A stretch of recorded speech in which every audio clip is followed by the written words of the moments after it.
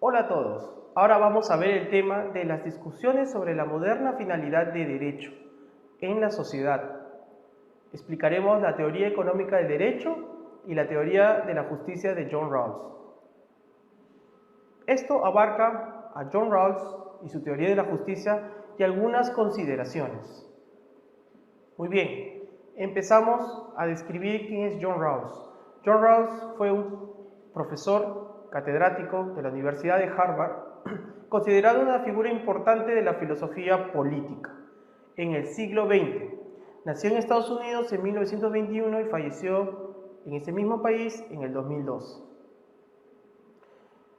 Tiene muchas obras, de las cuales solamente estudiaremos la teoría de la justicia. Bien, John Rawls y su teoría de la justicia. Una premisa muy importante de esta teoría es la siguiente: todos los bienes sociales primarios, libertad, igualdad de oportunidades, renta, riqueza y las bases de respeto mutuo han de ser distribuidos de un modo igual, a menos que una distribución desigual de uno o de todos los bienes redunde en beneficio de los menos aventajados. Uno de los aspectos fundamentales de esta teoría, la de John Rawls, es la justicia, los problemas de la justicia social que devienen en las relaciones económicas de las personas. Muy bien, entonces él se explicaba cómo era la forma en lo que cuando la sociedad ganaba, ¿no?, incrementaba sus ganancias, poder redistribuirla de esta forma utilizando la justicia, el principio de justicia. Entonces, la justicia es muy importante como valor de ingrediente en la teoría de justicia de John Rawls. John Rawls distinguía que toda actividad tiene que ser distribuida de una manera justa, pero no dejaba de lado los principios del libre mercado. ¿Qué significa esto? Que John Rawls no era una persona que postulaba los mismos principios de Marx, que era una distribución equitativa siempre. Primero, esperaba que el libre mercado se desarrolle como tal y luego venía la distribución de justicia, aplicando el principio de justicia. Muy bien, es como que nace del liberalismo para luego ser justos, no nace del socialismo. Muy bien. Entonces, explicado este tema de John Rawls y su distribución de la riqueza de modo justo, pasamos a ver algunas críticas de este tipo de distribución. Robert Nozick nos dice que si las cosas cayeran del cielo como el maná y nadie tuviera algún título para pretender alguna porción, de lo que sería legítimo aceptar los principios de justicia distributiva de John Rawls. La posición de Robert Nozick, a través de su libro Utopía, Anarquía, nos decía que, si bien es cierto, la riqueza se genera a través de los principios liberales, muy bien, como John Rawls, nos decía que esto tiene que seguir así, porque la sociedad se regula de una manera individual.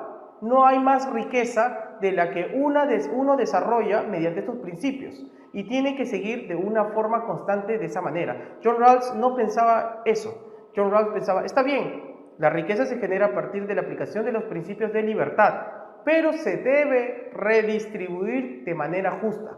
Nozick no pensaba esto. Para Nozick, el autor Nozick, pensaba de que la distribución se realiza únicamente de acuerdo a lo que se tiene en la sociedad como ganancias. Es por eso que dice, si el maná no cae del cielo, significa que si ya no hay más riquezas, no hay por qué distribuirla.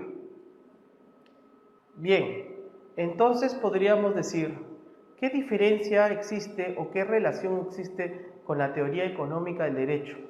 Pues bien, la teoría económica del derecho, o más conocido como el análisis económico del derecho, en sus siglas AE, incorpora principios y teorías de la materia económica, de la ciencia económica aplicada a la creación de regulaciones y de normas. ¿Y qué tiene que ver con la teoría de justicia? Porque la primera pregunta que podemos esbozarnos es, ¿la justicia es compatible con la eficiencia? ¿La justicia es diferente a la eficiencia? ¿Son dos principios en contraposición? Pues John Rawls nos explica de que la eficiencia, parte de la justicia viene a ser un concepto de la eficiencia. A veces si no tenemos eficiencia en nuestra sociedad, no podemos llegar a una justicia. Otras personas dicen que la eficiencia es el obtenimiento de una máxima utilidad. Y si es un obtenimiento máximo de la utilidad, ¿qué tan justo puede ser con el concepto de justicia? Muy bien, tenemos entendido, mi posición es de que, cierto, si bien es cierto, el derecho también puede ser explicado a través de algunos conceptos, algunas herramientas metodológicas que nos da la economía. Muy bien claro, hay otras ramas que no pueden ser explicadas por la ciencia económica. Por ejemplo, los derechos humanos. Los derechos humanos no es necesario perseguir un fin eficiente, sino más bien un fin justo, como también los derechos de familia. Entonces, esta discusión se ha dado hasta nuestra posteridad. Si es reconciliable ambos principios, el de justicia y el de eficiencia. Muy bien. Muchas gracias por...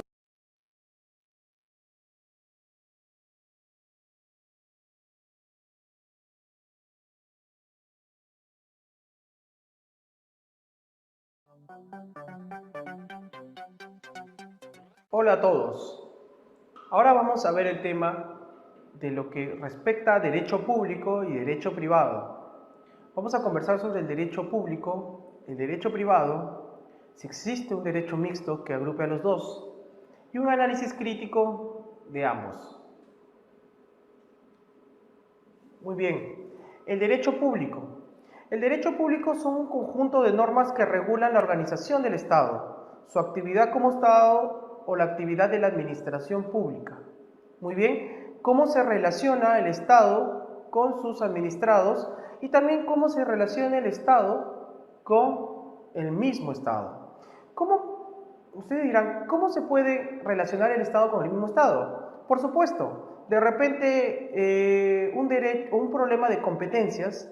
No sé si ustedes han escuchado las municipalidades que reiteradamente vienen teniendo problemas de competencia en lo que corresponde a sus territorios, o las comunicaciones que pueden tener una entidad administrativa, por ejemplo RENIEC, como Indecopi.